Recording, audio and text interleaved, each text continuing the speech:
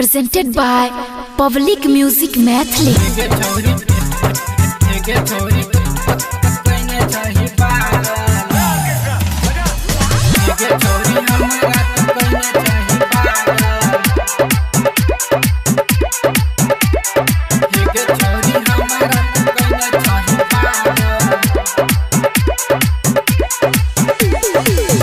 चोरी हमारा तो कहीं चाही पागल चोरी हमारा तो कहीं चाही पागल तोहरे कारण छियो रात भर जागल तोहरे कारण छियो रात भर जागल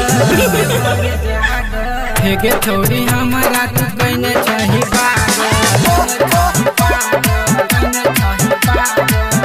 चोरी हमारा तो कहीं चाही पागल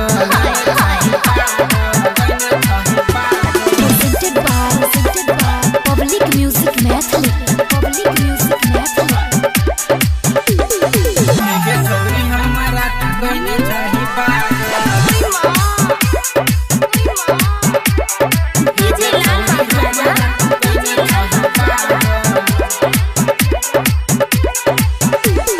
सपना में हमारा तू आबै छी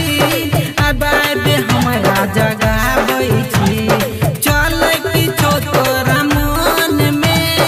किया नहीं हमारा बताबै छी सपना में हमारा तू आबै छी अबाद हमारा जगाबै छी चल किछो तोरा मन में किया नहीं हमारा बताबै छी तोहर कारण छियो घर से हम भागे चोरी हमारा तो कहीं चाही पागल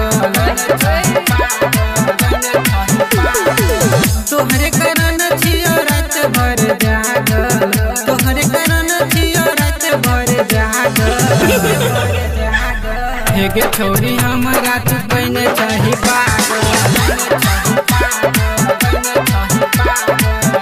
चोरी हमारा तो कहीं चाही पागल Presented by Public Music Mathli. चोरी हमारा तो कहीं चाही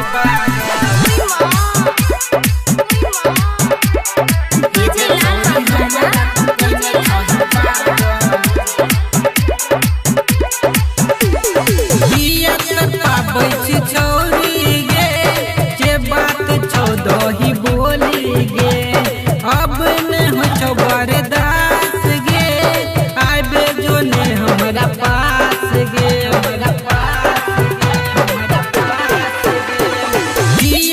पाबै छी चोरी गे जे बात छो दही बोली गे अब न हो छो बरदास गे आबे जो ने हमरा पास गे अरे के राजा छो तोरे पीछे लागल बिक्की बदसा के जान छी गे पागल तोहरे कारण छियो रात भर जागल तोहरे कारण छियो रात भर जागल चोरी हमारा तो कहीं चाही पागल चोरी हमारा तो कहीं चाही पागल